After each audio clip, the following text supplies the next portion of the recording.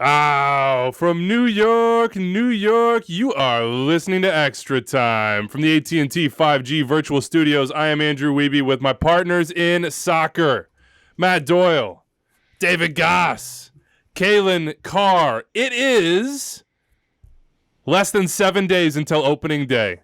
I can't believe it. It's shocking. I don't know how we got here. It is February, and there's 10 inches of snow outside my door, and it doesn't feel right. But here we are. 2 shows left until week 1. We're in the midst of CCL round of 16. It is prediction time. We have given you all 28 season previews. You can go back and listen to those if you haven't already. We will now do our individual predictions, including extra time categories, as well as the more traditional ones. And on Thursday, we will have your week 1 preview, and we'll have our first ever trophy draft. Golden Boot, presented by Audi Draft, is today. What's up, boys? We have three new players for for Charlotte. Do we put our hands in and yell Charlotte on 3? We're screwed. Oh no! Remember last week when Wiebe said we're gonna get a lot of play out of that, and I said that's a liberal use of the word "we." Yeah, you were right. So 3 of us are wearing Charlotte FC home First kits. prediction of the year. Charlotte has officially announced the signing of Kalen Carr. They're in need of wingers. Kalen, how do you feel in this? This special moment for you returning from retirement. We all were waiting for this moment. I was at their open training, and afterwards was the little presser where he said that. And the first person I thought of was Andrew Wiebe's going to love this. He's going to make me love this.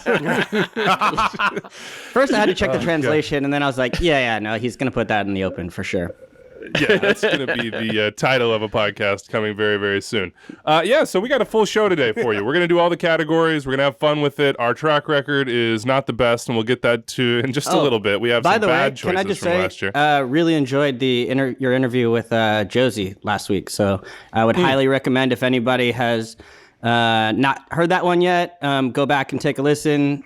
We don't get to hear from Josie that often, it feels like. So to be able to have like a really long form conversation with him was really interesting. I thought you guys hit, really the whole territory of everything. So that was excellent. So just wanted to big you up on that one, Weeps. I know that's from the heart from you, but I also know that nobody hits the promos like you do. And if we had a movement to throw to right now, I would do so. The full complement of movements is also available on YouTube for you to go. I'm working on a Charlotte. I'm working on a Charlotte FC thing. That's what I was doing down there. Oh, nice. So stay tuned for that. Yeah, that'll be coming out. Full circle. We saw a big Susan you there, and that's pretty cool too. Go check out the call up if you haven't already. They're getting you ready for the 2022 season as well. Before we get into these categories, I'll throw this to you first, Doyle. How many CCL teams are getting through, and how have you experienced this first round of round of 16 matches for MLS teams? 4 are getting through. You meant MLS teams, not just CCL. Correct. 4 MLS teams are getting through. I'm not down on Montreal, but I just think if they had gotten a draw, then I would have said 5 for 5, but I just think it'll be too tough for them in their second game of the year to get it done against Santos, who, to be fair, were dog water. They were not good, and then they have not been good all year. But it's we know how tough it is to beat Liga MX teams in this competition, given that everybody's shaking the rust off. So that's one. And your second question, how I've experienced it, glued to the TV on Tuesday night, and then, watched most of the games on Wednesday night. Then last night, I got sucked into the Octordle wormhole. This is Wordle, except you play 8 at once. So you're trying to solve 8 Wordles at once. And I played that. But you only get the same. Get the same guesses, yeah. So you have to have a strategy for it. And I played that from like 6:30 p.m. to like 8:45, and I completely forgot to put on the Rapids game. So I didn't watch the Rapids game until like midnight. I was like, I can't believe I did that. I did watch the Sounders game while still playing Octordle, and I will say that. This might be the nerdiest segment we've ever done. Yeah, all five MLS teams looked quite a bit like they're in preseason form, as expected. Yeah. I thought Comunicaciones looked pretty good. They did. Yeah, they moved the ball well, man. Dude, what a legendary squad. You've got Anungano. You've got Alex Larine. You've got Alan Yanez, obviously Red Bull 2 legend. That's a team out there. I was pumped about that. I'll say 5. Of course they got the goal late on. I mean, like, Montreal had it, Colorado had it. It wouldn't be the new year. I was waiting for Seattle. Exactly. To give It was up, like, too. why not? I think I texted Anders at the 78th minute. I said, "Cue late fluky goal. That's heartbreaking." You got 5. up. You're saying 5 teams through. Yeah, why not? Well, obviously this is the easiest year ever because the Revs already got through. So that's one easy one. I will say, of the 4 Doyle said, I feel fairly confident, right? NYCFC up 2-0 going home or going to LA. Seattle, I feel fairly confident about. And I think Colorado will come home in 16-degree weather and be able to win. The goal is tough, and we talked about it. You just want to score down there rather than lose and get shut out. But I still feel fairly confident with this Colorado group. And I don't think I missed anyone. And then it's Montreal, where, I don't know, they looked pretty comfortable. And this was a C+ roster, B-. I mean, they had 0 depth. They had no options in the attack off the bench. They had no fullback. So I'm gonna believe. Even after the Comunicaciones goal and the Santos Laguna goal, I'm gonna bring belief back. Do you have that same level of belief for Forge FC? Do you think they're going to go to the Azteca and turn around that 1-0 home defeat they suffered against Cruz Azul? I do not, but that was a fluky soft goal. And that is heartbreaking for them. And Kyle Becker should have had a goal as well. I do not have that. Look at the references we've got. We got a Kyle Becker reference in here. We got an Anangano reference in here. Your level of belief, Kalen. We haven't got your thoughts on CCL. I know you're a long-term, MLS is going to do this thing optimist when it comes to this competition. You really love it from the logistics all the way to the results. It's always had a special place in your heart, I know.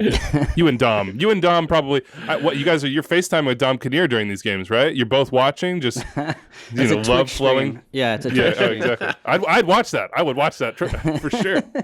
I enjoyed playing in the tournament.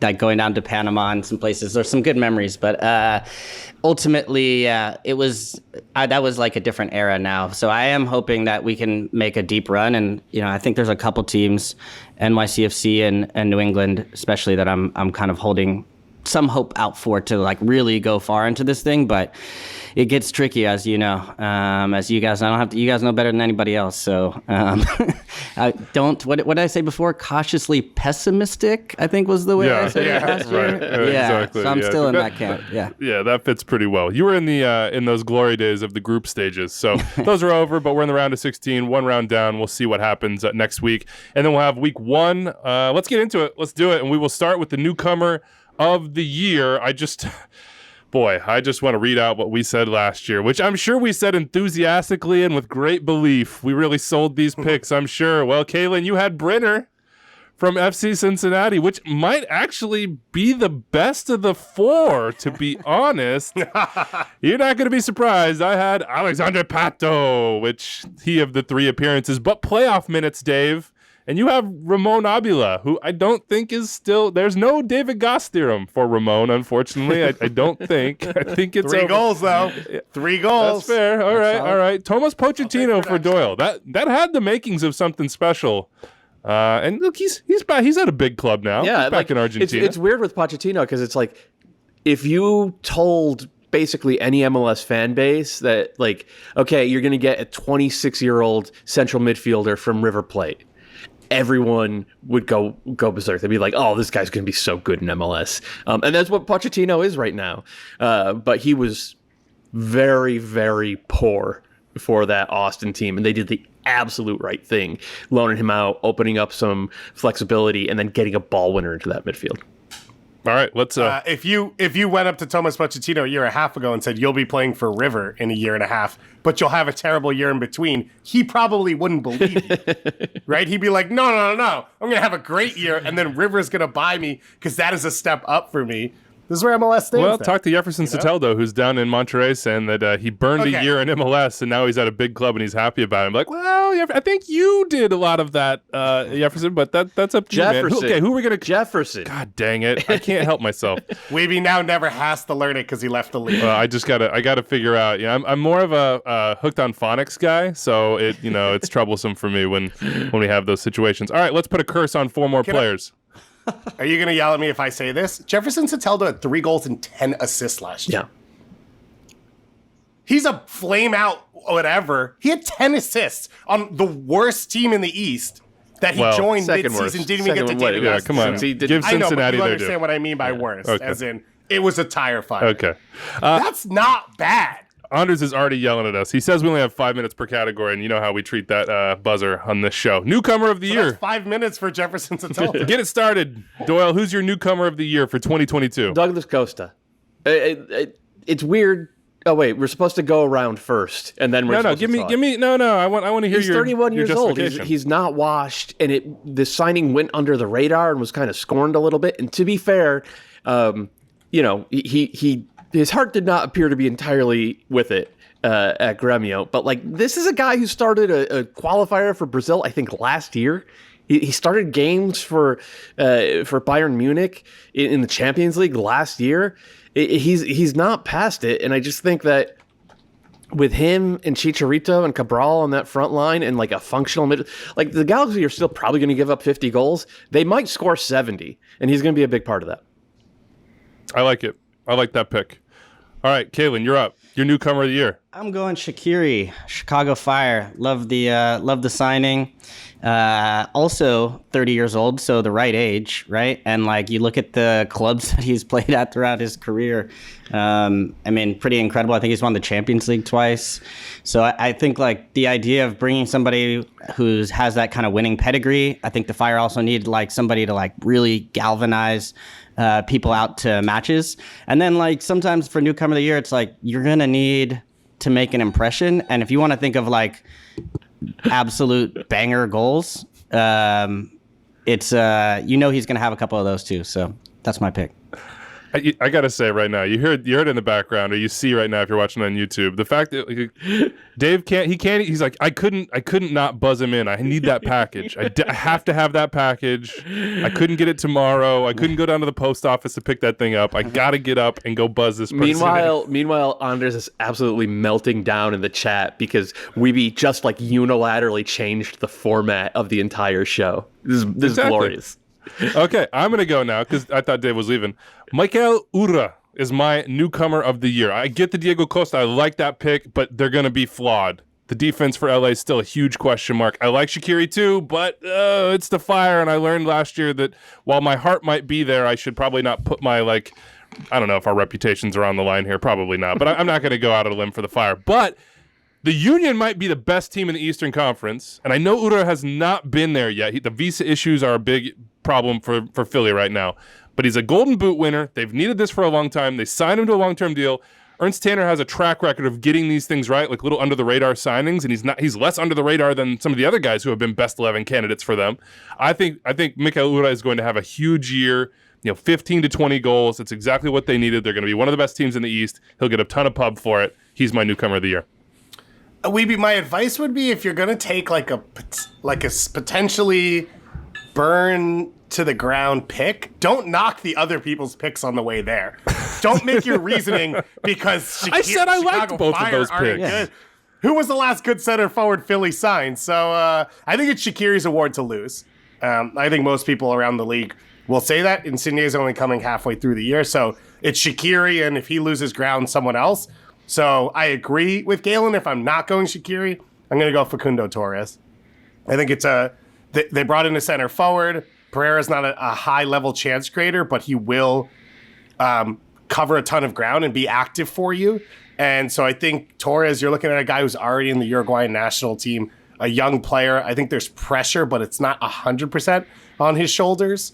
And Orlando has space for him to be successful. But if Kara's scoring all the goals, isn't Kara going to be the one who gets the newcomer of the year? Assists. What's that?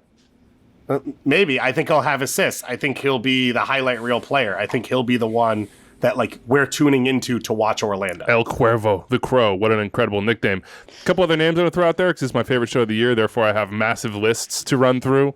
Prepare yourselves. Does Lorenzo Insigne have a chance, Kalen, at this? Because we've seen newcomers of the year come in mid-season. Does he have a chance? Like Pipa Higuain, others, they came in, they blew it up, and he could be that kind of player ahead of a World Cup. And if we're talking about profile, last year, voters love Christian that. Arango and Ryan Gaul Yeah. were probably the two best newcomers. So, yeah. No, absolutely. And especially if you think of like the David Gass Theorem, we'll get to that later, of like, you know, it takes some guys, even if you have like a ton of experience, like some guys might not adjust well. And so you miss that first part of the season. And if somebody else is coming off of a season, like Insigne is coming off of a season and then continues to run through leading up to the World Cup, that extra little carrot of motivation, absolutely, I could see that happening. How about Thiago Almada? There's the buzzer speaks. The buzzer speaks for us. Let's go to the first-year college player of the year. This is one of the hardest categories we have. This can be both a homegrown player who comes out of college and is signed to an MLS roster. It could also be a super draftee from 2022. This is, I honestly, we had two guys, I think, last year that really made an impact. And we probably gave this one to Javane Brown. Yeah, we might have given it to, I think, him or Danny Pereira. But Javane Brown was the best first-year college player of 2021. Give me your candidates here. Doyle and Goss, I think this is your wheelhouse. So feel free to go back and forth. We'll start with you, Doyle. Do you want a list of candidates or do you want my pick? Yeah, this one is. I think this one we gotta. I don't know. This one's we gotta have a. You know, there's like a handicap to this one. I have no pick. Well, I don't. Doyle, you go. I have a pick. My pick is Sofiane Jafal. He's one of the few first-year players, rookies out of college, who has been starting in preseason with the first team. He's been starting for DC United. He was my favorite player in the draft. He fell to the second round, I think because he's an international. But I talked to coaches who were like, he's a top 5 player, top 5 talent in this draft. I was like, then why didn't you pick him? Every team burns international roster slots. But he's my pick. And since this is a Weeby production, I'm going to give you my list as well. Will Sands, left back, twin brother of James Sands, has been playing well for Columbus, rather, in preseason. And the other one is Kip Keller, the big center back who fell to 5th in the draft, fell to Austin, which is a great spot for him and great for Austin. Look, I don't think much of Austin's center backs. So if Kip Keller is decent, I think there's a good chance he gets on the field and wins minutes. And if you're just playing, then you're on the list here. To be clear, to recorrect your wording, Weeby, it's the college player.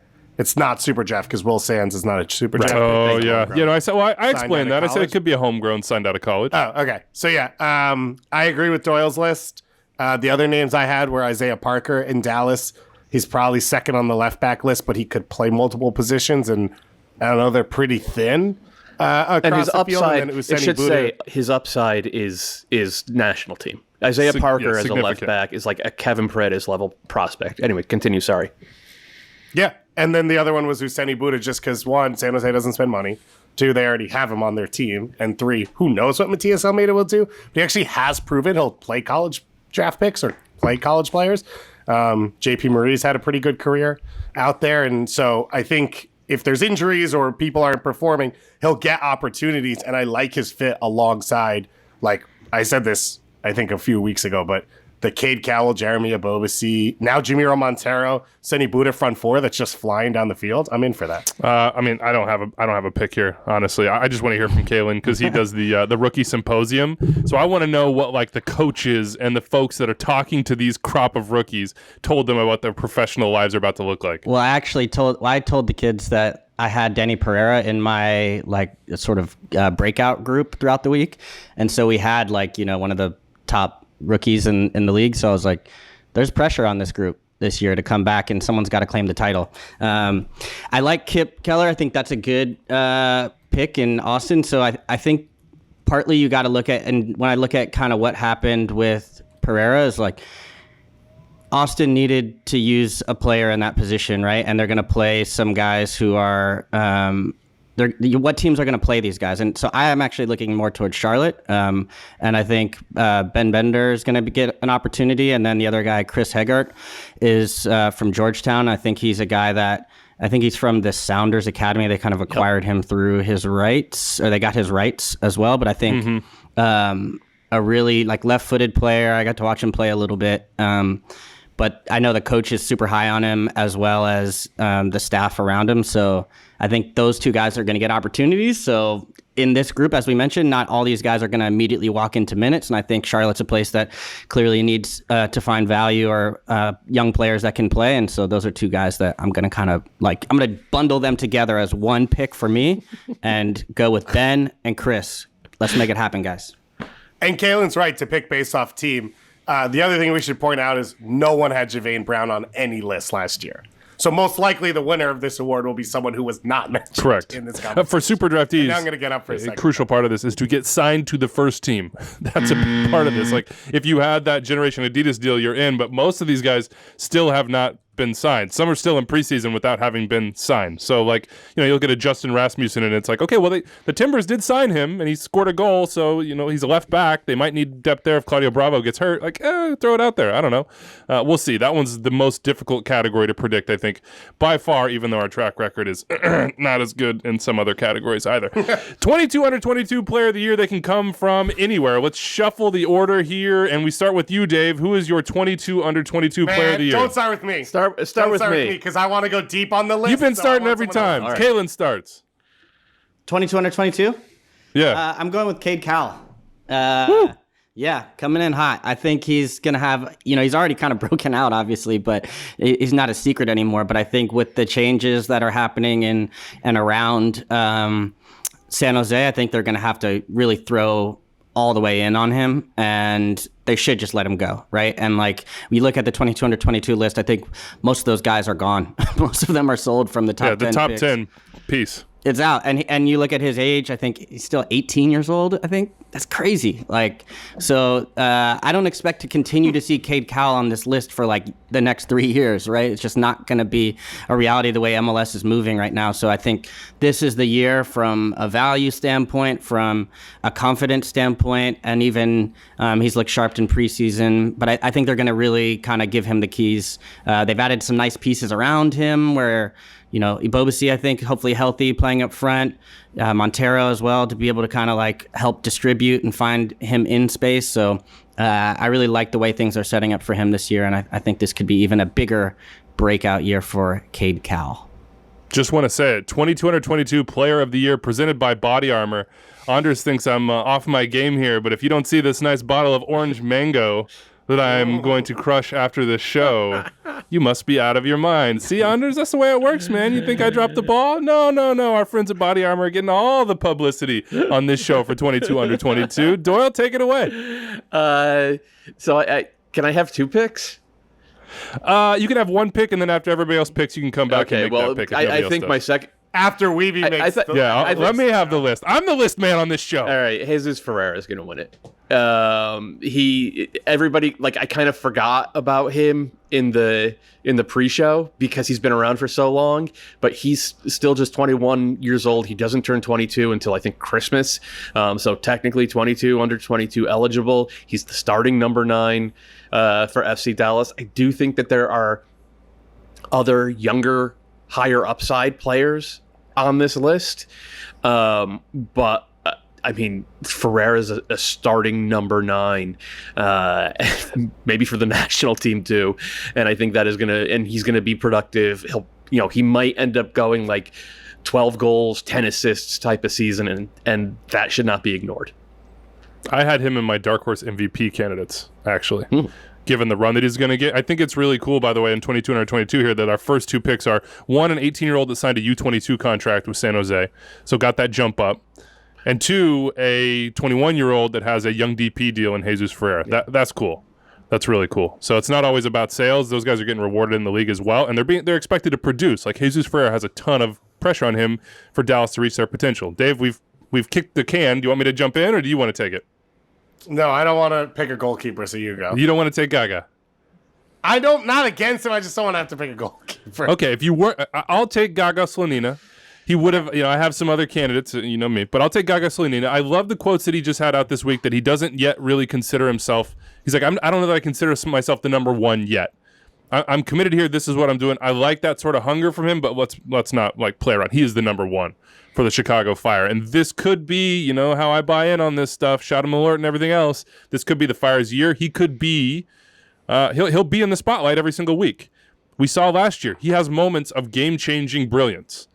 And if you add that up over the course of an entire season, if he taps into his potential and shows us it's not just potential, he might be the most impactful 22 player of the entire year. So I'm going to go Gaga Slonina and be on record there. I feel like that's a safe pick.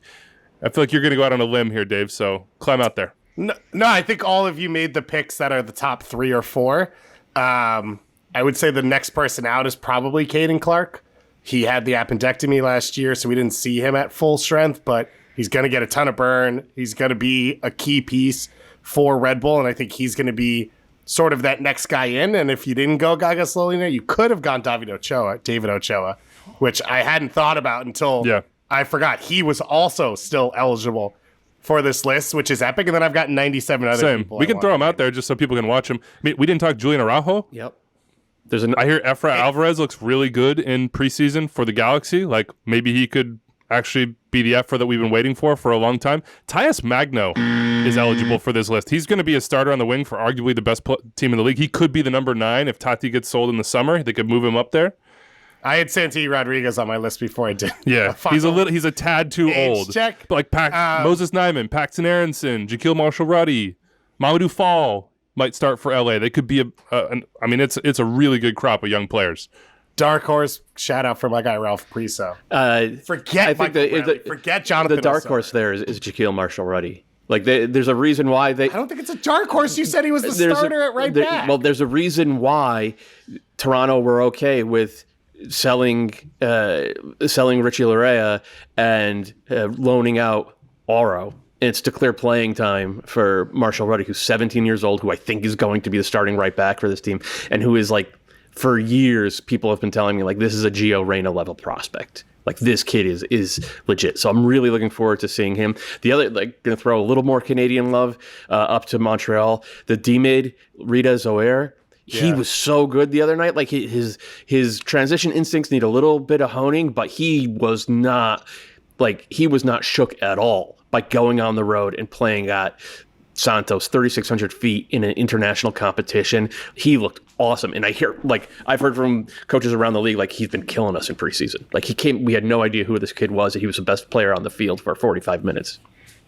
I'm very curious to see what Paxton Aronson does. Tom Bogart's reported that a lot of big teams are watching him, and that's no surprise given what he's done at his age and the fact that a lot of people say he's further along than Brendan. And of course, Brendan is the subject of some serious transfer interest himself in the many digits of millions. So a lot of fun players to watch this year. Also, I'm pretty sure Leon Flock will be eligible. He is still. He's just he won't win. People don't care, but he'll probably be the Jack minutes McGlynn leader. too that you could look at on this team. Like it's the crop of talent is really impressive. I saw some stats the other day that in the world it was like MLS is 6th in the amount of players like under 20 or under 22 that are getting regular playing time, which is pretty cool. I don't know. That might be complete BS. Go look it up, I guess. All right, let's keep it moving. We'll go to Goalkeeper of the Year. And I think everybody else has had a start here, so I guess I'll take the start here.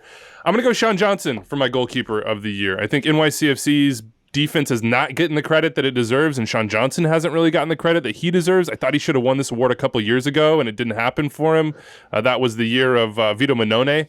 So I think this is his year. They went and got a DP center back. They have a track record of being extremely, extremely difficult to break down, and Sean has kind of finally pushed his way into the national consciousness where I think he'll get those votes after that MLS Cup performance and the playoff performance.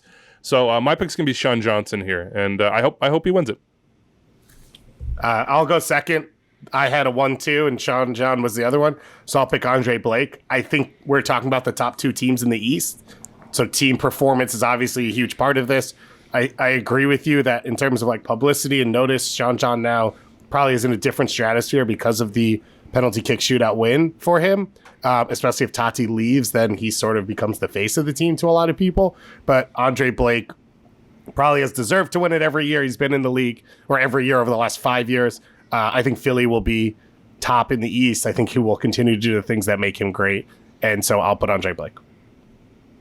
Kalen, what do you think? I'm torn between these two. I think both of you guys make good arguments. I think I'm going to go, I generally never pick against Andre Blake, but I think I'm going to switch up here and go with Sean in this case. I think just looking at that team, I think there's going to be more eyes on this team now than in the past, which is kind of strange to say because it's not like NYCFC doesn't get looked at, but I think winning the cup and then kind of being probably front runners or near the top as far as supporter shield, I think favorites this year. So I think that's going to put a lot of more eyes on them. And then just look at the structure of that team. At some point, I think they're going to get Anton Tinnerholm back. I think, Sean's consistency, I think will end up maybe putting him a pace above where there has been some changes around Philadelphia. Andre Blake has always been the consistent force to kind of hold them. I think he's kind of a game changer in himself as far as a guy that can win you games, which is strange from a defensive position or goalkeeper position. But I'm going to go with the consistent play and the team and then the quality of Sean. So I'm going to go Sean. I'll go across the river. Carlos Coronel, he was awesome the second half of the year. I thought he was, second half of the season, I thought he was playing at a higher level than Matt Turner or Sean Johnson or Andre Blake, for that matter. And it's his shot stopping was really, really good. His sweeper keeper stuff was elite, like Nick Raimondo type stuff out there. And he was, all respect to Sean Nealis because he had a great year, but I thought Coronel sort of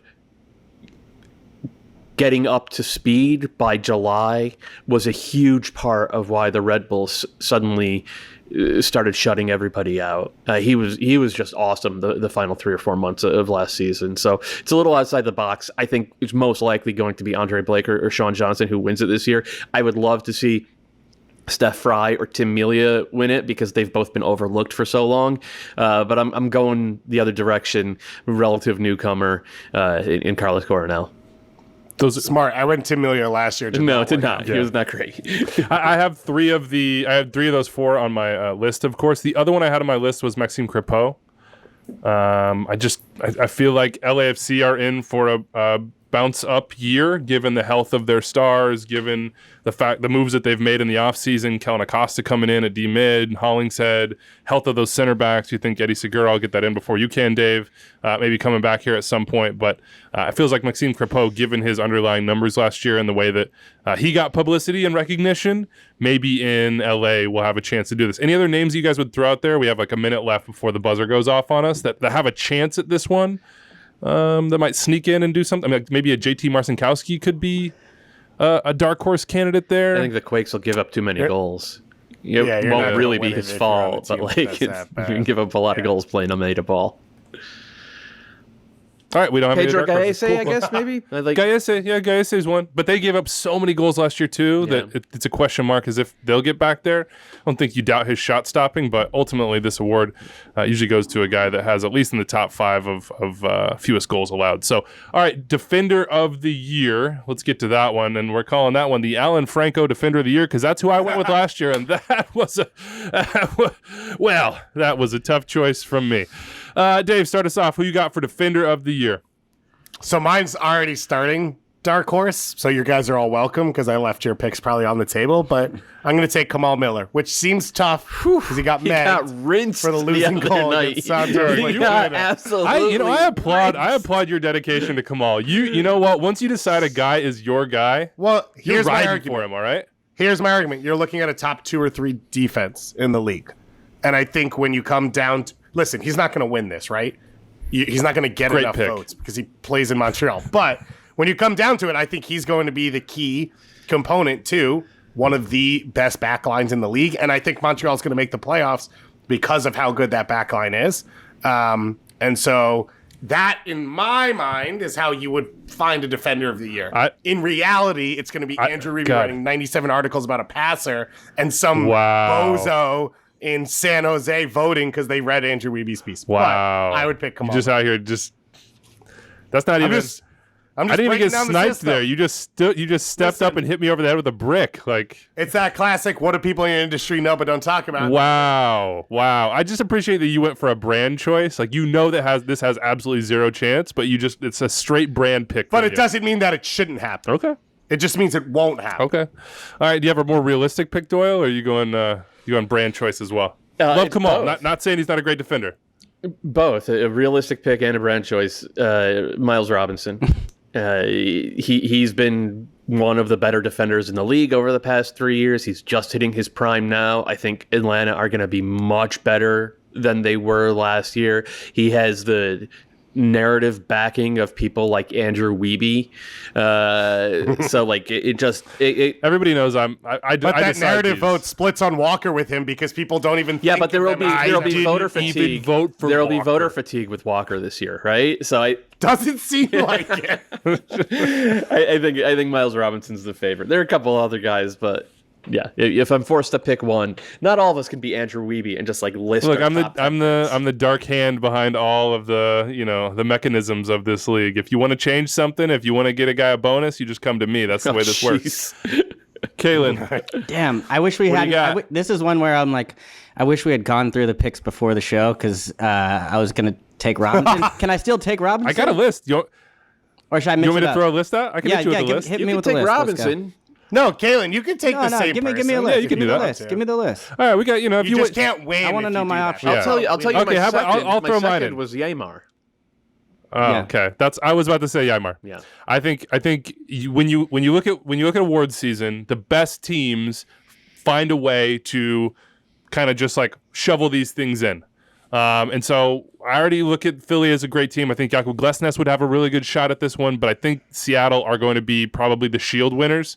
And if they're the Shield winners, they're going to pick up awards. And if they're the Shield winners, they're going to be great defensively. And we know Ymar's good defensively, so he already has that narrative behind him. So I'm going to go Ymar. The other names you can throw out there, Walker still is a great name to throw out there. I don't think people will be that fatigued of it, especially in a World Cup year where he might be the most important USMNT center back as well. Same thing could be said about Miles Robinson. Jakub Glesnes, we're going back to NYCFC. Alex Collins, maybe even Thiago Martins, depending on if he gets in. I have Sean Nealis. Aaron Long could be sort of Who this. was the best defender on that team last year? Who was? I don't know if I do. I know. don't agree with that. I agree with that. Well, it's your take. That is incredible radio Wow. right there. He's backed. He's backed by himself. I love it. I like the Collins pick. Charlotte, babe. I'm gonna go with Walker. I'm gonna go with Walker. I started with Miles, but I'm gonna go with Walker partly because I actually heard him recently come out and say that he wants the award every year. He wants to win it again, and I think that does play a factor sometimes in some of these awards. And I also think just with that system and that setup, they're not going to give up much. That's going to continue to be the same. And then also the X factor, which I think has helped him in the past years as well as goals, is can Miles Robinson take some of that aerial ability and translate that into goals, because that changes the picture and perception of things. And for a team like Nashville that's constantly in close games, a header here or there on a set piece is going to, or even on his feet, because he scored that last one with the national team, kind of finding the ball on the ground. But I think Walker, with that setup, his leadership, I think he's underrated with the ball. I think he's much better with the ball than people give him credit for. And then some goals. That always takes things over the notch. My Alan Franco Defender of the Year, which is outside the league coming in, probably shouldn't pick him, but could have a huge impact, is in Chicago. Rafa Shihus, I think, could be a really, really big pickup for them. That could change a lot of Not things. Carlos Salcedo? So, Did you pick a person?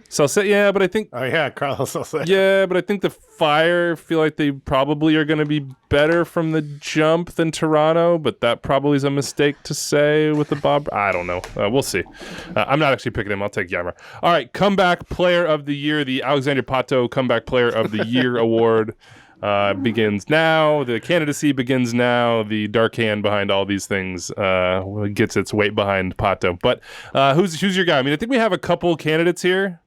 Maybe I think 4 candidates in my mind that truly have the best opportunity Pato to win one of this them? thing. Oh wow! How did you know? How'd you know? Pato's one of them. I don't think he'll win this. He's not my pick. You've narrowed down the list to 4 people on comeback of the year already. Wow, correct. I didn't realize it was that tight. Technically, the finalists are due from me around this time of year.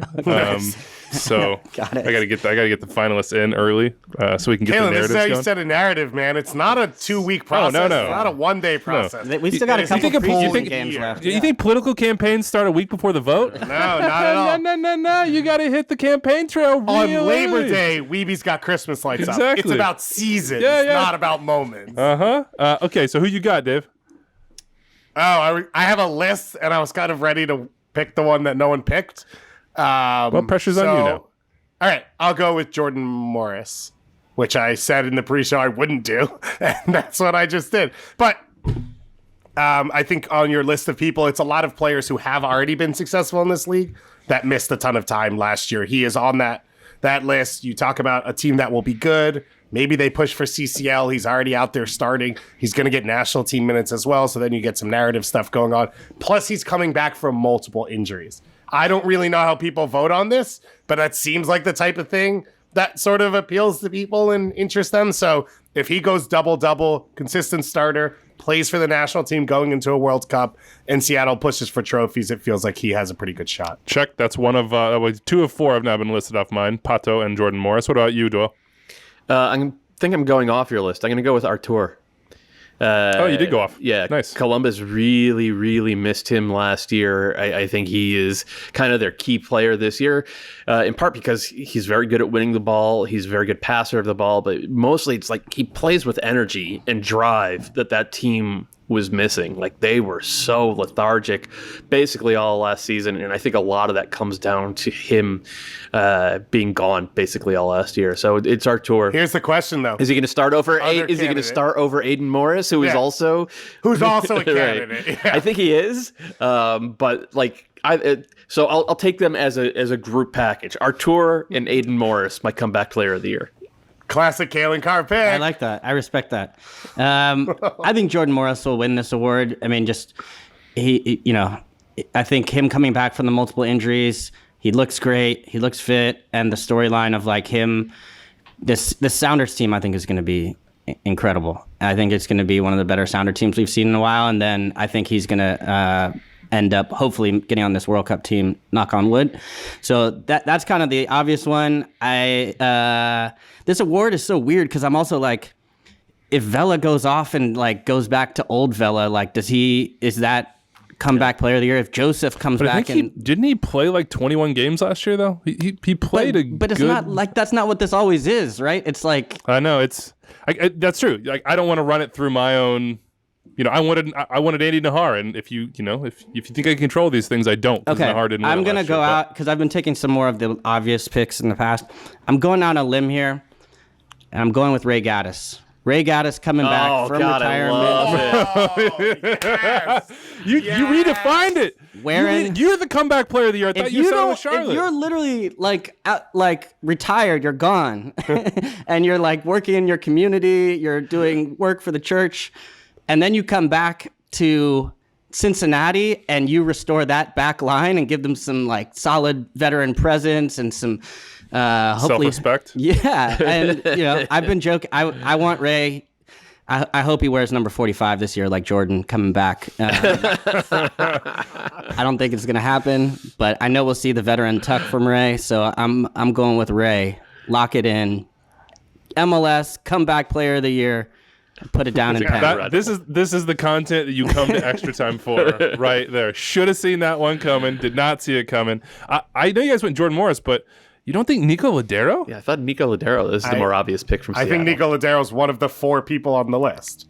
You asked me to select one. Yeah, okay. so I'm I just picked saying. one. Like everybody went Jordan Morris. I think Nico Ladero has just as good a chance as Jordan Morris of doing this, and he could be Yeah, but best how of- many injuries is he coming back from? A So in lot. It feels like a if you have the significant number. rubric- That's true. I will go Nico Ladero just to vary this thing up and to give myself the opportunity to not have to share the glory. Should he win it? Having like two people go Jordan Morris. So wait, and who being a third, were not the as cool. 4 on your list? It was Ladero, Morris. Ibero is the other one. Pato, yeah. Nico, Jordan Morris, and a bear. Because if Tati leaves and he Wait, comes in and he's Aaron Long wasn't on your list of 4? Oh, my God, He's healthy and obvious one. starting. that probably should. Well, yeah, that's a biff. Wow. Also, Vela had 1,200 minutes, 15 starts. Yeah. I think that makes him still eligible. He could if he doubles Yeah, it's tough. if he doubles both those numbers and is healthy all year, right? And he scores 30 goals, then he probably should win it. Yeah, for sure. I think Aaron Long's But a it great will shot. be We were Franco talking about Jara, Long to before. be Just clear. now, we just talked about Aaron Long and Defender of the Year, and somehow I didn't have him. Well, that's the first list that's come up short for me. Assist King. Carlos Heel obviously won this one last year. Georgi Mihailovic was right there with him. Who do we have for Assist King? Doyle, who would you take? I'm going to go outside the box. I'm going to go with Brian Rodriguez. Wow, that is far outside the box. I like it. I think LAFC is going to score 1,000 goals. I think they might give up 1,000 goals as well. But Rodriguez this is the year it clicks for him. He's 22. He's going to have so much talent around him. There's no more, settling in. There's no more, all the obstacles of the past couple of years. It's his job from the start. It's a World Cup year. I think he's going to end up like 15, 20 assists. That's a pretty Based off fuego all start. this logic, shouldn't you pick Douglas Costa? If you also said they're going to score 1 million goals and he'll have 1 million assists. That's fair. But I went with Brian Rodriguez. I told you I was going outside the box. Right. Yeah, I like it. I like it. You started off with a good note. All right, I'm going back inside the box. Carlos Hill. I mean, just like, I went out. I stepped out. I'm going back to the safe zone. I love, I know they lost Tejan, but the wealth of options. Josie Altidore coming in. I just think that team is dialed. Oh, Josie's and, a like, comeback just player of the consistency. year guy. Oh yeah. Yeah. Golly, how did I? That's why when you said there's only 4, I'm like that one is always wide. I mean, we just had a, take it from Kalen. We just had a wonderful, chat. Yeah, you already got the scoop enlightening, though. and You don't need to. You don't need to. I'm excited for Honors to release the background footage of the meeting where Weeby's like, we don't need to go over it. And the format. we all got our list. We're good. All right. I like that one. Carlos Heel is my choice as well. I just think if you look at Really? the talent there, You're picking Carlos Heel. Carlos Heel is my guy. Yeah. For assist Really? king. If you look at the chance creation, like he actually probably underperformed assist wise with the volume of chances he created. And it's on the thing I like the most, it's both sides. It's both open play, he crushed everybody in open play, even with missing 6 weeks with the groin injury. And he crushed everybody from set piece chance creation as well. So like Books is trying to get sold. He's going to be just on it. We already know Bo is an assassin. You have Josie coming in if and when Books is gone or off the bench as well. Like there is no Tejan. I know that's an issue because Tejan was overlapping a lot, and that was helpful for him to get like that second assist that people seem to think is such a terrible thing. But in this league, with second assists, with the chances he creates, Carlos Heel. I thought you were going to go Babello Reynoso. I have him on my list. To me. I have him on my list. I'm just shocked that you didn't pick him because you love all the things about him. And it seems like Murillo's coming back. They've got Hunu from the start. Reynoso feels like the safe bet, but I'm going to go in the box, but on brand for me. And I will say Georgie. And the question is, can he keep up his numbers from last year? I think he will. The big reason is what we said in the Montreal preview, which is Mason Toye, if he plays the whole year, is a finisher. And he should be able to put up more than what he did last year. And so I think he's going to play the full bulk of minutes. I think the team's built around him. I think they'll be successful. So I'm going to go Georgie again. But he was one of 3 I had on my list. We got to cap Goss's Montreal picks. It's like there's got to be once you take 2 from a single team, you can't go back. You gotta pick and choose a little bit more. I have an idea here. of who David's going to pick for Coach of the Year. Okay, I can change it. I'm going to change it. I'm going to go Julian Gressel. One of the highest usage players in the league. DC, I think, is going to be a mess creating chances, but they do have a ton of center forwards who are natural in-the-box finishers. And so I think it's going to be Gressel without Paul Arriola this year, just owning that right side, pouring in crosses. There you go. Outside Goss the is box, like, but also sort of in. Gass is like, Brian Ching in preseason for Montreal was fantastic. Some of the best football he's played in his career. If we're talking fullback of the year, you got to go Seth Sinovic. You know, he doesn't want to be there, but if he gets to Montreal, he is absolutely going to love it. Okay, we're going to save the Golden Boot draft for the very, very end here because that thing is going to absolutely take up a ton of time. How about the Siggy Schmidt Coach of the Year? Siggy Schmidt Coach of the Year. Who do we got on this one? Is this this is obviously success is the key. Points. So it's a question of who you think is going to get points. I'm going to start. I'm going to say Jim Curtin is the Siggy Schmidt Coach of the Year. Philadelphia Union with quote-unquote fewer resources, but well-used resources. Spend less than some of their competitors. Finish atop the East or like right there with NYCFC maybe. But I'm going to say, I think in my predictions, I said they finish atop the East. And Jim Curtin is your Siggy Schmidt Coach of the Year. And it's a nice sort of cap on top of a long-term rise for him from player to youth coach to first team coach that was just sort of surviving year to year to one of the most respected coaches in the year of one of the in the league, I should say, of one of the best teams in the league. So Jim Curtin is my Siggy Schmidt Coach of the Year pick for 2022. Anybody got a different one? I'm sure somebody does. I like it. Yeah. Curtin was on my short list. I agree with you again. It'll be from winning. It'll be success. I would assume Ronnie Dylas probably short list right now to win it. I'm going to choose Peter Vermees. I'm kind of like all in on SKC having a really good regular season. And I think people noticing without Alan Pulido, the success that they have. I don't know that means they win a Supporters' Shield or they're even first, but I think that elevates Peter Vermees in the conversation. Plus, he's always in it. So I'm going to go Vermees. Doyle? I'm going to go Brian Schmetzer. I think the Sounders are going to win the Supporter Shield. I think they're going to compete in CCL. I think they're going to, compete in the playoffs. Like they're just going to look good all year long. And yes, granted, they have the deepest roster in the league, but there's an art to managing that. And I think what he did last year ended up getting overshadowed in terms of how he managed that roster, juggling center backs, changing formations, compensating for the lack of Ladero. And now he's got all those pieces back, and they might jump from 60 points last year to 70 points this year. And I think, he'll probably deserve it. I have other guys sort of on my list kicking around, but I don't know if their teams are going to climb quite high enough. Can I ask this question before Kalen answers? If a team wins CCL, does the coach automatically win Coach of the Year? Yeah, he should. And I know it's kind of BS because it's technically an MLS regular season award vote, but like if a coach wins CCL, that coach is the Coach of the Year in MLS in that season. They will win. They'll win the extra time version at least. Yeah. If you're Anders in the chat right now, I'm shocked Anders hasn't jumped in and said, "Well, we're going to win CCL, the Shield, and MLS Cup." So of course he's going to get it all. Nice. But Kalen, who you got? I like the Dyla shout. Robin Fraser was also on my short list. Yeah, it's a good one. As well.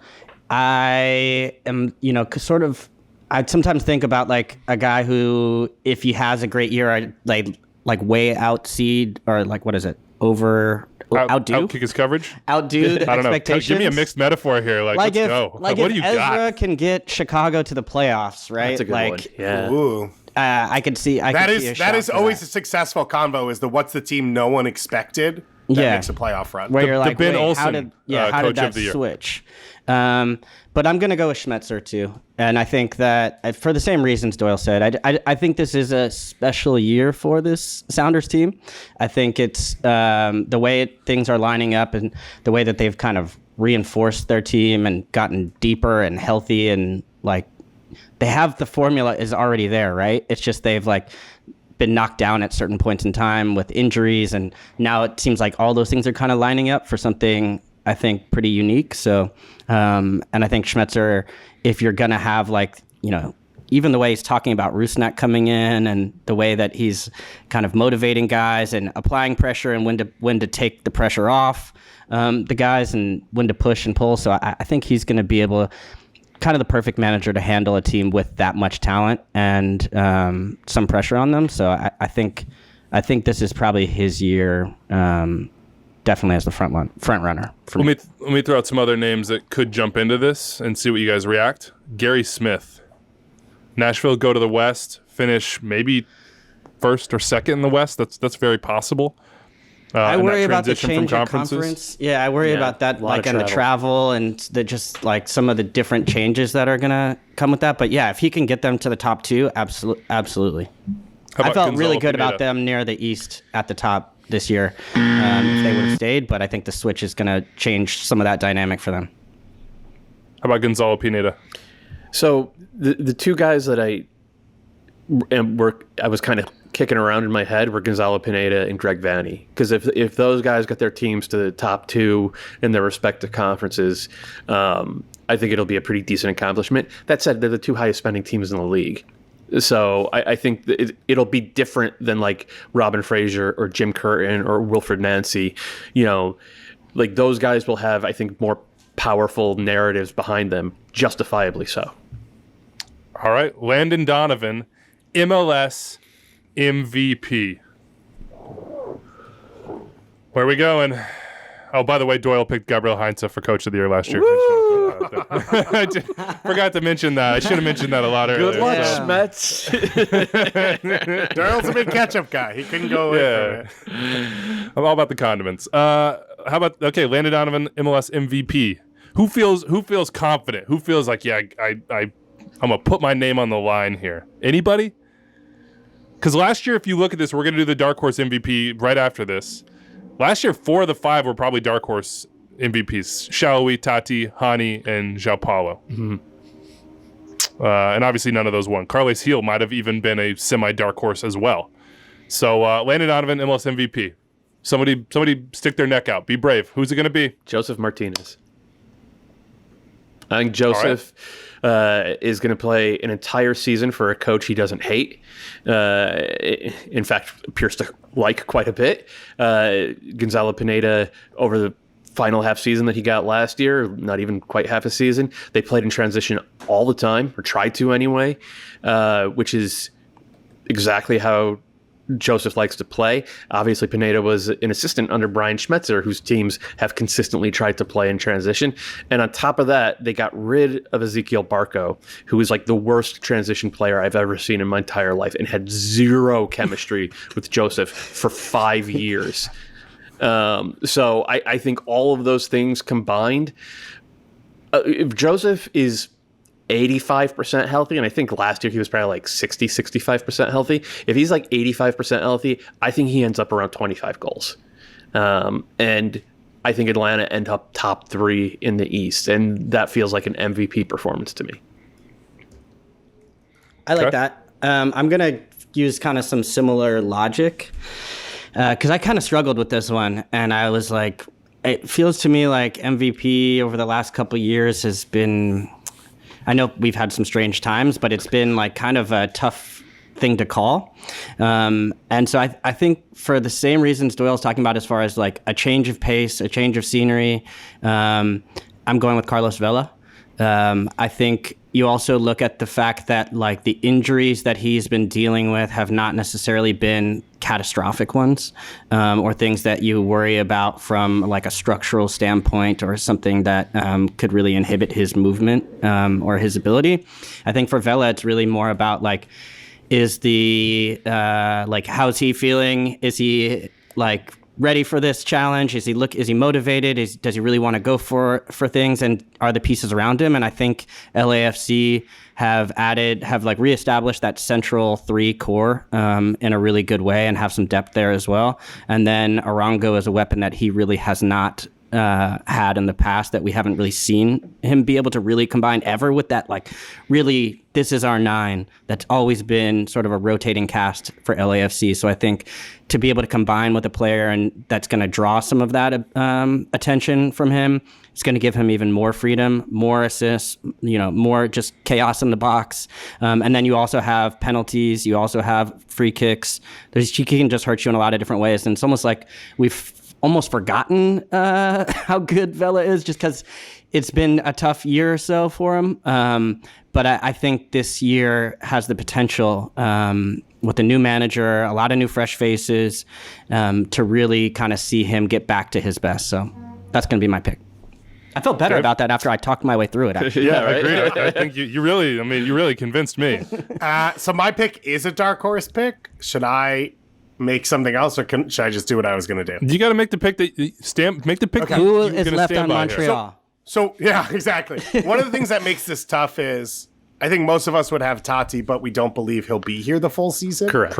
It could even be in that conversation too. I want to say, if Tati stays the whole year, then he's actually my pick, but I don't think he's staying the whole year. Exactly. So that's sort of what you're picking against. You mentioned Books as well. I think the issue with Seattle is if Lodero comes back and is great, well, they were good last year, so is that enough of a difference for him to win it? So I'm going to stick with what I did on the last one, which is I think that SKC is going to be really good this season.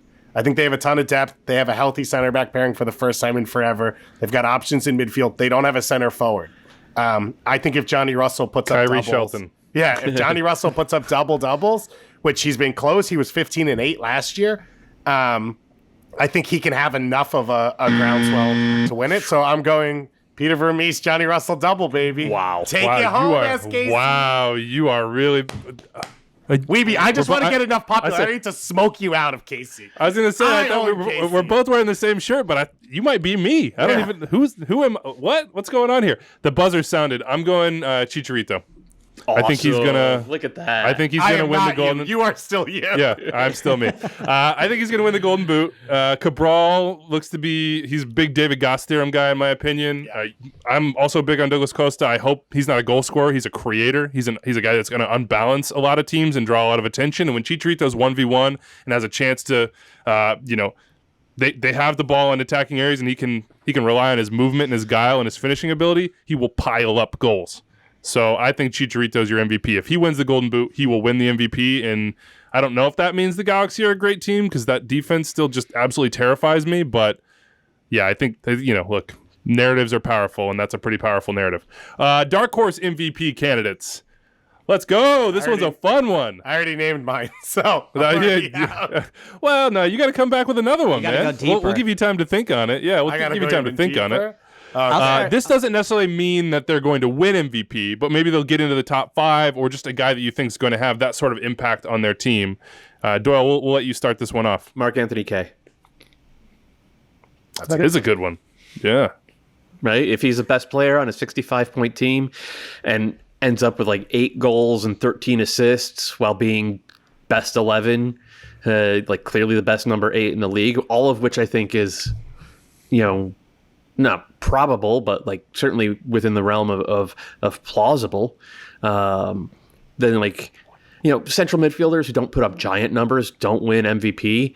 But I would certainly be on the show. João Paulo got there. He did. Year. Yeah, it's a very good point. I would certainly be on this show banging the drum for Mark Anthony K if that type of season were to play out. Kaylin, you got one? I don't even know if you would call it a dark horse, but Hani Mukhtar. He's going to pick Vela again. You're going to pick Carlos Vela again. Well, could it be?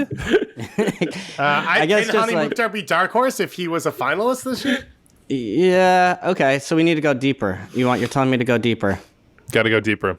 Much deeper. Well,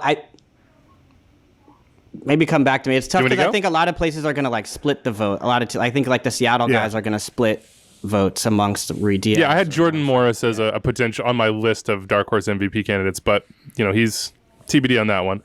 Choose from my very long list. I threw out there on newcomer Mikael Ura, and if he's that good, he could be in this conversation as well. If any Philly person is a finalist, they'll be a dark horse. Yeah, correct. But Philly will be good, so I think someone will be. My backup dark horse pick was Jose Martinez. I mean, that said, I like that. He's not even starting today in their final preseason game. It's Leon Flock starting today at D-mid for the Union. I have a big long list here, and I'm going to narrow it down. I have one that's extremely unlikely, but I'll go slightly more likely, but still unlikely, and Sebastian Driussi. Ooh, that's I thought he was really good for Austin last year. If they push their way up into the playoffs, if Moussa Jete is the real deal, if Cecilio Domingos has a better year, like that could be a playoff team. And if they are, Driussi will drive so much of that, and he'll get a ton of goals and a ton of assists in doing it. So I'm going to go Sebastian Driussi in Austin Verde.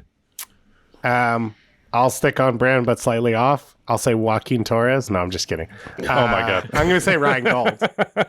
Nice. He was the difference That's a for good one. Vancouver last year. If you think they maintain or improve from what they did last year, especially if Cavallini is somewhat available to them and now all the pieces have fit together, you hope, properly. Doyle says no. Then I'm going to pick Ryan Gold. I thought he should have won Newcomer of the Year last year, and now you add the David Gass theorem to what he did last year. Oh my God. So that's It's like it's a crazy multiplier there. Damir Krylak was a name here that I thought should have been probably a finalist last year. I just don't know that RSL will be good enough, just like last year, to push him into that conversation.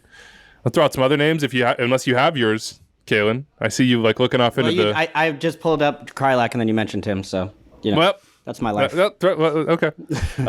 Here's some other names just to get your reactions on them. I had Lucho Acosta. That's pretty. A lot would have to change in Cincinnati, but I had Lucho. I mentioned Jesus Ferreira already. Yeah, Did we I mention think Sebastian Jesus. Blanco? No, we didn't, but that's a good one. That's a good one if he can stay healthy. I mean, if he stays healthy, he'll produce. You figure.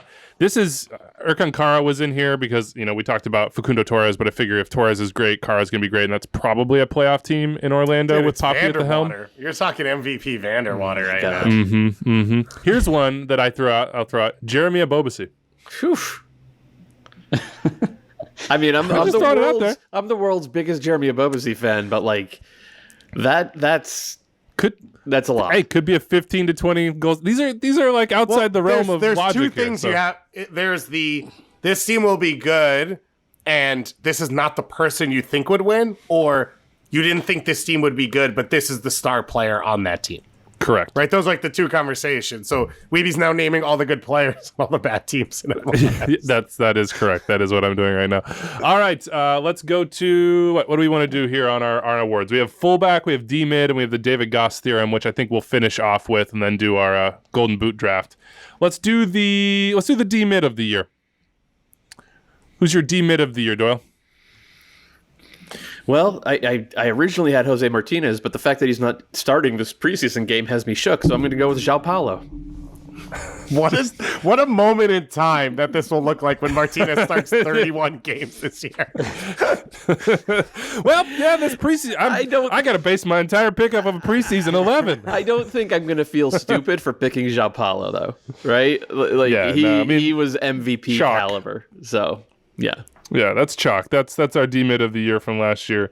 Rolling it on. Any I'll any go other just a little any other further names here? south. I'll go Chara. Like just you could just put both of those two guys on the list for a while. But I was almost thinking, is this recency bias? Because I still remember the MLS Cup and watching him play in extra time, just like hunting people down in the 118th minute and just being like, wait, what's going on here? How is this guy still so fresh? So, I'm going to take him off the board. Okay, that's a good choice. I'll go Colin Warner on this one. Nice. Respect to the man, still getting starts. Gotta love him. Gotta respect him. But I agree with Kalen. I think it's Chara until he's knocked off. So I won't pick against him. I'm gonna go João Paulo. The Sounders are just gonna be juggernauts, I think, and you saw what he meant to them last year. Like, add Nico in front of him, add Jordan Morris to the mix, and it's just gonna be a level up, even from his incredible level last year. Some other names I'd throw out there, though. Wait. I'm gonna ask before you start listing stuff. Does anybody think Michael Bradley could get back into this discussion this year? Because like his 2017 season is still the best season a D-mid has ever had in this league, and like he'll be playing for his dad, who he's played for before a lot. They know each other's strengths and weaknesses. He could still ping, like he's still the best passer in the league as a D-mid. Does anybody think he could get back into this discussion?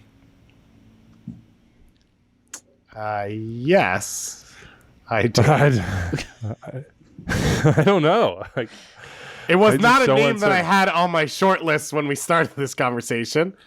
I mean, if he plays well, he's going to jump because it's Michael Bradley, right? And everyone's watching and everyone's waiting. And if the team plays well, then yeah. Do I think all those things are going to happen off the bat? No, not really. So I think it's an uphill but battle. like doubting a Bob team is usually a bad choice. Except last year. Well, nobody doubted them, so Nice. you could have. I guess it would. I guess True, it would you have been a picked them good for the choice. double last year. All right. Yeah. Now I have another question. Okay. Kellen Acosta's played his entire career as an 8 in He's MLS. on my list.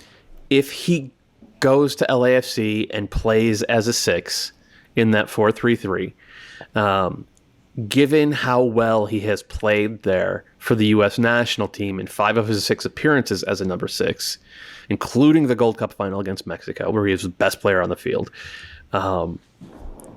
where does he end up in this list? Does he win it? I like. He that would have pick. been my I'm feeling brave pick. No, I think I'm all in on this. I'm switching. I think Love it. Let's go. I'm all in. Can I give think the he could be argument? a best? I think he could be a best 11 player this year. Same. Playing for LAFC. So my, like my argument against it is I don't think he will play all of his minutes there. And to win this award or be this person, I think you have to. And I think between Janela, Latif Blessing, and Cifuentes, If he will move around. Janela gets minutes at D-mid over Kellen Acosta, I will I don't lose think it's my over, mind. though. I will But I don't think that's lose the my point. mind. The point is Kellen is the first fill-in or replacement for every other midfield spot. And so I don't think he's going to play that one role the entire year. If he does, he can get in that conversation. I don't believe he will at the end of 2022. I had Matt Polster He was here as really well. good last year. The other name I have here. I thought Polster was the second best D-mid in MLS last year. Yeah, I think that's probably fair, and it seems like maybe they'll get him a little bit more help this year. So that could be useful. Then I mean, like if Dave is a Montreal stan, Do it for the Galaxy. God knows I'm a Fire stan. Oh, I thought you were going to do the Galaxy. No. Federico Navarro He's awesome. is an absolute boss. Yeah. Like that dude is a boss. And if they're decent and he's like protecting Shaqiri and Shaqiri has an MVP level campaign because he And- can just do whatever the hell he And wants. protecting Jimenez, because that'll be both his roles. Yeah, what's his nickname? Just call him the bodyguard. They got a It's like he DP just- D-mid to protect their other DP D-mid. That's Chicago Fire to the core right there. Chicago Fire Soccer 2022. All right, there's our D-mids. Fullback of the year. Fullback of the year. Did we give it to Roldan last year, I think? Sounds right. Boy, really like a vote of confidence for the legitimacy of these awards. Yeah, When we're the not awards sure. that we give out, we're like, who the hell did we give that to again? Who you got, Dave? I can go first. I'll Yeah. go Ryan Hollingshead. He's already, to me, been the best fullback, especially attacking. And now you add the ability to come in around Brian Rodriguez, who Doyle has winning the assist Or award. inside of Brian Rodriguez, Yeah. too. That's the point. He has someone to take focus off him that he's never had in his career. And then he's got players to feed that he's never had in his career. And arguably central midfield to work off of as well. Now, I don't think they'll be an elite defensive team, but I mean, Kalen's Walker Zimmerman argument was that he'll score goals. So I think it's fine to pick Ryan Hollingshead as an attacking fullback as the winner. I'm with that. I'm gonna actually go just a little further south to Well, in you LA. couldn't take LAFC because we have you have your limit, Kalen. You can't take every LAFC guy. No, I'm going to the Galaxy, Julian Araujo. I think like him, similar reasons, attacking fullback. I have so much of the attack runs through him, and so much of that service to Chicharito comes through him. And so I think he's gonna, if Chicharito's healthy and scoring goals and Araujo's there, it's gonna be a lot of assists. I think he only had maybe 6 assists last year, which is a good amount for an outside good, back. yeah. But I could see him doubling that this year. I think potentially. So, and then also with the national team, those opportunities beginning to come. So I think he could have a really even bigger year than we've seen from him. I didn't It's know him and- Kalen was a low-key Galaxy or LAFC fan where he's counting all 12 miles north to south from Bank of California to Dignity Health. He goes, I'm going a little further south. And I'm like, is he picking a Cholos player? All right, we got two LA guys here. Doyle, you gonna take us outside of California? Yeah, I was going to pick Araujo, and for all the reasons Kalen said, but also I think he's going to be the starter for El Tri.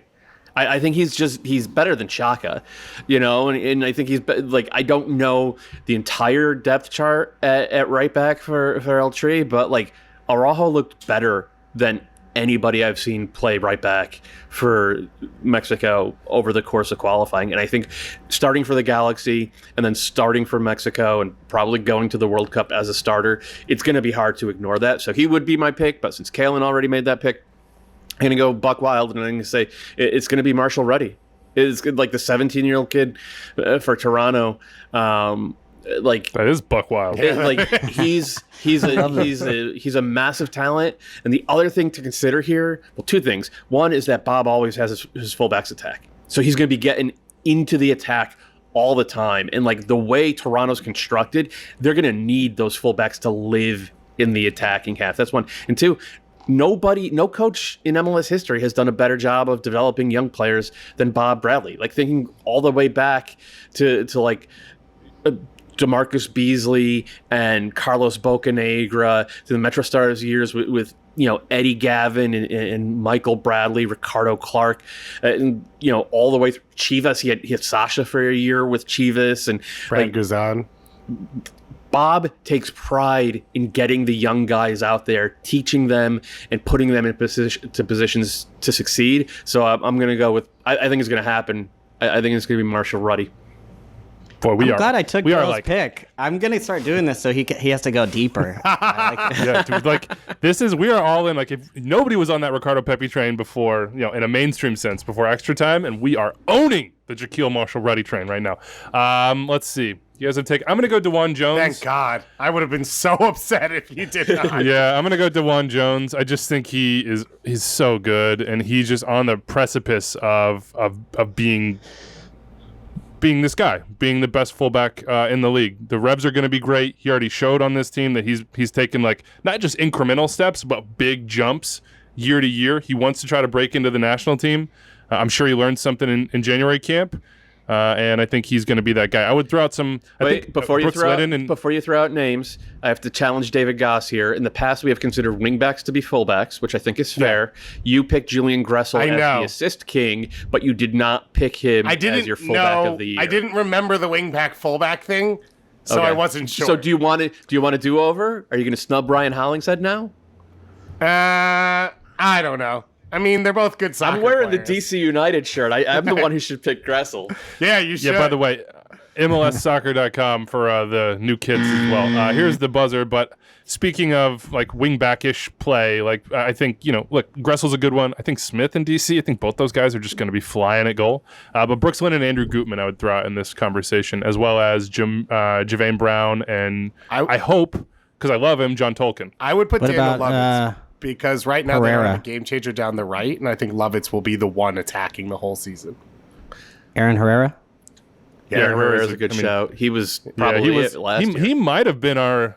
Yeah. I mean, we don't know who the hell we chose last year. It was either him or it was... He was in one of our 5 best 11s for sure. Not to make RSL fans upset. I kind of hope Aaron Herrera's not in this league by the time we do our vote at the end. Like, I think for him it would be right because like he deserves. That's a big step for RSL as a club, would be to finally start selling some of these wonderful homegrowns that they've developed. And Aaron Herrera is good enough to play in Serie A or the Bundesliga or La Liga, period. Okay, here we go. Let's see. This is it. This is the moment, baby. It's the David Gass Theorem Player of the Year, the inaugural David Gass Theorem Player of the Year. We have beat this into the ground. It's my favorite thing. Wait. Explain the Gass Theorem for first time listeners. David, explain the Gass Theorem for potential first time listeners here. MLS is a unique place. North America is a unique place. One of the issues I believe that we have as a society is we're too quick to judge things. The David Gass Theorem is that it takes about a year or a season for foreign players to really find their feet in this league, whether it's the travel, the different opponents, the different styles, the different temperatures that they're playing in, whatever it is, it takes some time for some players. And we have written off players like MVP finalist Hani Mukhtar very quickly in their time in MLS, and then they have gone on to be things like MVP finalists. So that is the David Gass theorem. Did you just It's wonderful. vamp that? Like, Yeah. did you have that prepared? No, I just made that up. This. Yeah. That was incredible. But You've can I done just that say, at a bar 'cause I- before. You've done that. Yeah, here's the thing you got to know about Can I just say though, I Here's what I expected think Doyle about to jump society. in and say he used unique twice as a modifier. And I know that, I was willing to let it go because I was read a just good Twitter magical, thread yesterday right? that most English grammatical rules were created in the late 1800s because a bunch of old farty British professors thought that it wasn't close enough to Latin and didn't have enough rules, and that they're all fake. So, I mean, everything's fake. Every language is made up. That's a huge win for my brain. Grammar. I'm going to say right now. Like if we're gonna throw those rules out the window, I'm a winner in that scenario. All right, you get to start us off, Dave. Who's your David Gass Theorem Player of the Year? So- we won't take anybody off the board. This is all you. Put your brand behind it, baby. there's 700 people I could say, but I think one that's on brand in multiple directions is Ake Loba. I want him to be great. I want people to be signing 23, 24-year-olds out of Liga MX into MLS. I want people to be signing strikers for big money DP numbers. I want Nashville to have a more effective and more dangerous attack. Everything about Ake Loba I'm cheering for, and it will probably be a bust, which will be the most on-brand part of this entire thing. Aki Lobos, I think probably if you put out to the listeners like who would be the guy that you think we would choose, I think Ake Lobo. A lot of It's people called would the come back David with that. Gass. It's like presented by. It's or like presented by the Landon Hummus. Donovan MVP. Yeah, I was gonna say presented by Hummus. Yeah, it'd be presented by Presented by Sandra Hummus, I Tahini. believe. Okay, Wow. that's fair. That's free ad right there. We gotta cut that out. What do you got? What do you got, Kaylin? Who's your David Gass Theorem Player of the Year? Well, this is a tough one for me, but I went back to what was the first? You went through our picks last year as far as Newcomer of the Year, right? Because I Yeah. feel like that's a good territory to mine. Yeah. Yeah, go check our Newcomer of the Year doubling picks. And down those on are Brenner. He's Yeah. doubling Let's down go. on Brenner. Let's go. Oh, yes, Let's yes, go. Yes. Brenner time, Yes, baby. yes. I'm big in FC Cincinnati this year. I've got Ray Gaddis as my comeback player of the year, wearing the number 45, whether he's wearing it or not. You've met your Cincinnati quota. I Yes, have, sir. You've hit but the quota. I'm going deeper, and that's what Gass. He's sold me on this idea of promise, don't give up. We judge things too quickly, and even especially with Cincinnati, right? How do you judge all of the performance of an individual player sometimes when the system around it isn't functioning? And so this year, I'm a little more optimistic, and I'm thinking that Brenner last year, look, he played a ton. 8 goals, 2 assists, a lot of minutes. So there is some product, right? That's like there's product there. There's just more on the other side of it still. And he's just 22 years old. I think he was bought for $13 million. Ton of promise. Everybody wanted him. He went to Cincinnati. The structure, everything around it really wasn't working for him. I think it's going to click in a bigger way this year. I'm not quite sure if I'm ready to go like Hani Mukhtar level, like glow up, but I'm thinking definitely double-digit goals. And yeah, I think it's going to be a big second year. David Gass, lock it in. I'm doing this for you, man. Do we think the David Gass theorem applies to like Charlotte FC as a general entity? Nice, dude. Like just if they're screwed this year, it could be a great. If you're a Dude, Charlotte 3 of us fan, are wearing the jersey. We can't be smoking them in the same. if you're a Charlotte fan, you better hope for the David Gass theorem rather than the FC Cincinnati theorem for your second year. That's the spoon theorem. That's the kitchen drawer theorem. Who you got? Who's your David Gass Theorem Player of the Year, Doyle? Kevin Cabral, as part of the Galaxy just being better. That's one. And two is trust the underlying numbers. He found great chances last year and didn't finish them. And I think given a year in this league to adjust, and given apparently the fact that he lived in the gym and can now just beast defenders out there, I That's think what I've been he's doing. going to break out pretty strongly so this upset. year. Um, And they have I to play him. Like probably- they gave him a 5-year DP contract. Yeah. They're going to give him all the rope in the world. I probably had already hit my Galaxy quota, but I should have just jumped in ahead of you and got that in because he's definitely my pick, Kevin Cabral. On the record as Kevin Cabral, my pick, but I'll throw another one out there because we need to have a variety of content here, although Anders is saying quick please, Weeby. But I'm going to say Luis Araujo. Yeah. He was good last year. He was good. He was okay last year. You can't pick someone who was good to be a Gass Theorem wasn't good. player. He was okay good at weeby. best. He was wasteful. He got in a ton of great positions and didn't finish them off. The whole thing with him was that there's a lot more to him. He has a huge profile, had a huge transfer fee, among the biggest in league history. No. Comparative to that, he was a disappointment. No. I'm with you with Kevin Cabral, and you're out here just like shooting me down. It's a terrible is pick. this? It goes against the spirit of the theorem. It doesn't. It absolutely False. does. I'm saying he's making the jump. He's making like the Hani jump. Yeah, I will make a say jump. Like from pretty He had geese. 4 goals and 4 assists in 1,200 minutes. That's exactly what Hani was in year 1. He had oh my God, Weeby. No, this goes against the spirit of the pick. Disagree. If I was gonna go true spirit, I'd be like Gazdag. Gazdag was on my just like- short list. Okay, so Yeah. so if Araujo then has to be an MVP finalist. Yes. Fine. But I already made Cabral my pick. We're on the same team. No, it doesn't feel like it. It doesn't feel like it at all. I like that Anders said, please be quick. And then we had 5 minutes. This was better. This was better than being quick, though. You know that. All right, Golden Boot presented by Audi. The draft. Last year we had 2 selections each. This year we're going to jump it up to 4. We were going to draw straws for it, but this is going to be MLS rules, super draft order. So worst goes first in reversed order of success.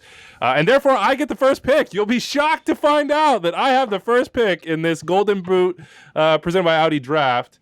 So last year I had Giassi Zardes and Robert Baric, really hitting my fire hard there.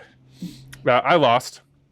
I did not win. I was 4th with 17 total goals. Kalen, you were 3rd with 20 total goals. So you have the second pick in this year's draft. You have Joseph Martinez and Alan Pulido. Dave, you were 2nd with 22 total goals. You took Carlos Vela and Raul Ruiz-Diaz. Ruiz-Diaz really saved your bacon on that one. And then Matt Doyle was your inaugural Golden Boot draft winner with 23 total goals. Diego Rossi with 6. That didn't work out that well because he left, but you had Chicharito. So, bam, you jumped up to 23. This year we'll take 4 players. Wait, so why are you going first? Because I just told you, it's MLS Super Draft rules. This is allocation. Worst goes first. Doyle, this is allocation order. Allocation so whoever order, wants yeah. Julian Green the most goes first, and whoever was the worst last year, and that's Andrew Weeby. You're going to get back-to-back picks at 4 and 5. Great. Awesome. After Chicharito I think you actually and picked in the Joseph same and Vela place. are off the board. No. Yeah. You got Chicharito. He was a late pick last year. Yeah, he's not going to be this year. I know, but you got it. And with the first overall pick in the Golden Boot draft, I take Chicharito, number 1. Got to be on brand here. So Chicharito is off the board, so and that means we get 3 picks each? 4. 4 picks each. 4. Oh, this yes. is a I want 4-hour us. show. Okay. Yes, I want us to go deep cuts. Okay. Deep cuts. So you can look, Doyle. You may be frustrated now, but you're going to have the opportunity to go down and pick up some guys last year that wouldn't have been available to you to really make us look like idiots. So, Kalen, you have the second pick. You're up. Okay. I'm gonna go with Raul Ruiz-Diaz from the Seattle Sounders. Okay, that's a good pick. I like that one. Yeah, a lot of goals last year, 17. I will go with Matt Doyle's MVP, Joseph Martinez. Oh, The 3rd pick. took him off the board. Back-to-back picks now for Doyle because he is I couldn't. got the train. I'm not out on Joseph, but I got burned last year, so. I think I took Kalen, you him have like hated number 1. Joseph since the day he came in this. 12 goals out of him last year. Like among all our picks, that was the 3rd most. Was it? Okay. Yeah. Yeah. Okay, you're up, Matt. You have back-to-back picks here. You could just take Ola Kamara and Michael Estrada, right? Right. I'm going to go with Carlos Vela. Oh, yeah. I'm surprised that Kalen didn't go Vela. Yeah. Okay, so you got Vela. And I'm going to take a flyer here. I'm going to pick Tati. Oh, Interesting. that is an smart interesting pick. It's flyer. probably not a terrible pick. No, it might feel early, but it probably isn't, given the fact that some of us got a grand total of 5 goals. It's probably more very- guaranteed. It's probably a higher floor for the guys we do, Yeah. but a lower All ceiling. right, so you're back up, Dave. The train comes back to you here. I was about to take a flyer, which now I'm wondering if that's a bad idea, but I think I'm going to do it. All right, Michael Estrada. I think I'm going to take Giassi Zardes. Bounce back here Okay. for Columbus. Okay. I also get all Kaylin, the you're up. Gilberry goals in that too. So remember. No, No, you do that's not. That's not. No, you do not get any. You don't get as part of that deal. In fantasy, sometimes you got to make picks that aren't just like based on goals necessarily. Even though in this case I think it is, but also you got to vote a little bit with your heart and like who do you want to tune into every week and be like, please, come on, man, like come through for me. Kalen's about to pick Brian Ching. I'm gonna take I think probably my favorite player outside of Vela to watch right now in MLS, and that's Hani Mukhtar. 19 goals last year as well too. Yeah, he was gonna be one of my picks there. Okay, all right. I'm gonna take Gustavo Bo. I just think that team, Carvajal, Buxa, Josie. I just think there's volume there for Gustavo Bo, and I have another pick to go in on here. So, all right. I'm gonna go Gonzalo Higuain. Wow. I didn't even consider him. He had it's a high upside for Gass. It's a high upside pick there. I know, like, And Doyle. I think Chris Henderson sold me in the last show on Thursday. By the way, he's if you so haven't listened. committed. He loves being around the young guys. That was probably a bad pick, but I'm you know what? That gives me a good reason to like care about Inter Miami, and so Do I'm we gonna count go assists or is it Higuain. goals only? Just Goals only. This is the Golden Boot Screwed draft. yourself. I'm pretty sure Doyle's Not the DC kit points is draft. a Pipa Higuain DC. It's got the Higuain on the back. All right, you're back up, Kaylin. It's your choice. I'm going with Brian White. Hey! Yep. I think he's gonna Nice. keep the good times rolling from last year. With the 10th pick. Yep. Nice. Just had a hat trick against the Galaxy. So I'm feeling it. Can I take players that play against the Galaxy? Is that possible? So I know the player that I should say, but I'm not going to. So now the question is, of the two that I shouldn't say, which one do I want to take? You guys have been on me a lot about filling up my Montreal thing, so I'm not going to go there. I'm going to go Iowa Canola. I like it. That's a good pick. That's a really good pick. Okay, you're back up. You got back-to-backs here, Doyle, to finish out your four. Everything's on the board for you. Chicho Arango. That's the one I should have said. So I know that's who I was going to be who I I'm took. super locked into LAFC, I guess. But at least you don't lose as long as they score. Like you, Right. It could be anybody there. Yeah, between the assist king with Brian, you are betting heavy on LAFC. Well, I'm betting heavy on their attack. I'm not There you betting go. heavy on their defense. And now I got a coin flip here.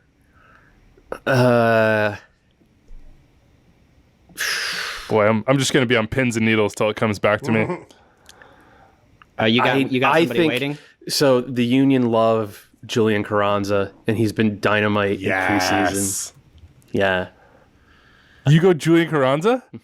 I just went Julian Oh Carranza. my God, I love it. Oh my God, I love it. You didn't go with the Golden Boot DP they chose? That's wonderful. That's just good content. That's amazing. All right.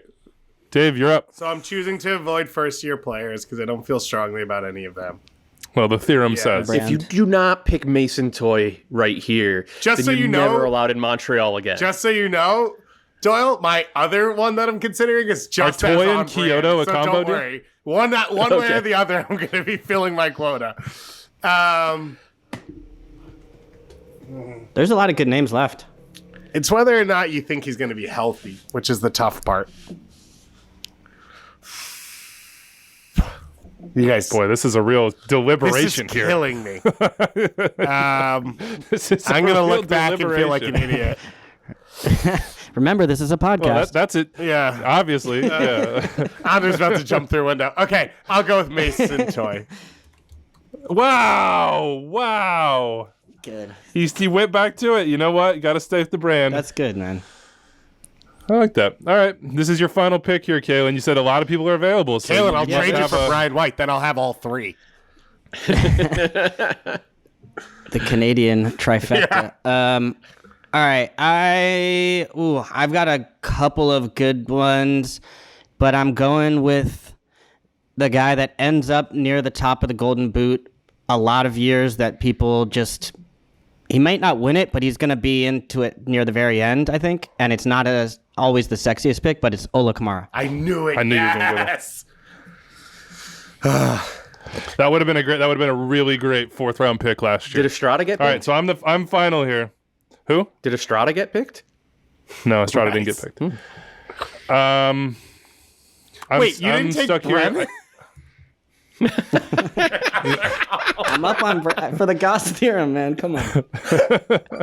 So I'm between. I think I'm between two. Well, you players. can say things out loud, Weeby, because no one else. I know. That's what I was gonna say. I'm between two or No, three let's players do a here. fifth round. Let's do a fifth round. I mean, I would be down. Yeah, You know I no, would you're be not down. the issue. All right. All right. I'm gonna go Johnny Russell then. If we're going fifth round. This is how we did 5 best 11s, by the way. Yeah, I'm gonna do Johnny Russell, and then since we snake it back to finish this, I am going to take Damir Krylock. Two good picks. Good pick. Good pick. All right, you're up, Kalen. No, we're done. No, we're doing a it. Oh, we're round. We're actually going doing fifth fifth round. Yeah, we're doing Oh fifth round. man. Anders, get out of the chat with that. So I haven't been checking the transfer market as much as maybe I should be this offseason, but Buxa? Yeah, Books is a Tati-esque He's pick. guaranteed Yeah. here until the summer window. Okay. And who knows? They could keep him. They could say, like, we're trying to win MLS Cup. We're just going to keep you. Yeah. I'm going to go with Buxa. I think this is for a fifth pick. I'm willing to take that risk. Bruce, come on. Let's go for the whole thing this year. Like, don't let us down. Ooh, there's a couple of good names here left that I wonder who's going to get chosen. All right, that's you, Dave. Oof. I kind of thought I was off the hook, and I turned my brain off. I've got 4 names that I'm considering. Oof. Well, you might as well say them out loud because the final pick goes to Doyle. So whoever you don't take, he I can take doubt he'll whoever. take any of the 4. I'm between Jabo, Patrick Klamala, Brenner, Viashkoda.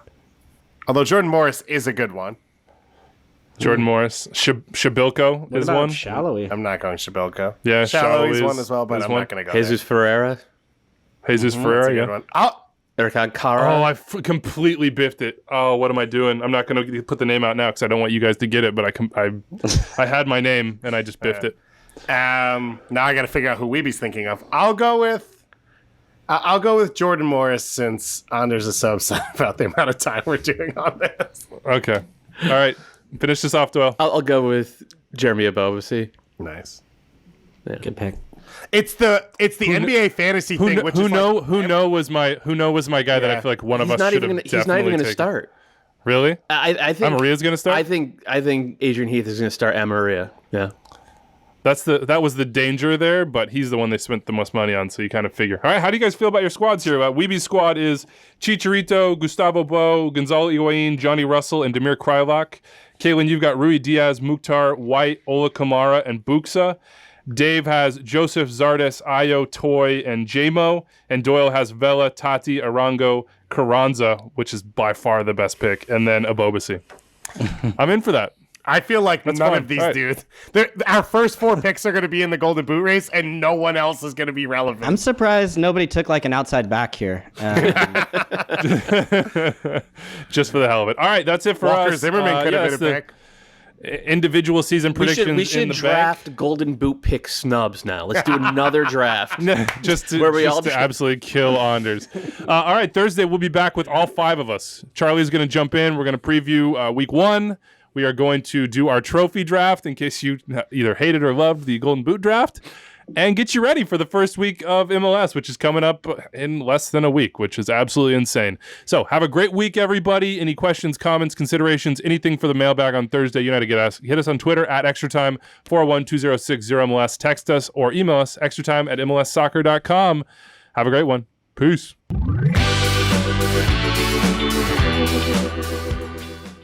Congratulations, you made it through more than an hour of Extra Time. That means you love the show, and if you love the show, you probably want more episodes. Click right here for more episodes of Extra Time, and here to subscribe to the MLS YouTube channel. Thanks for following along.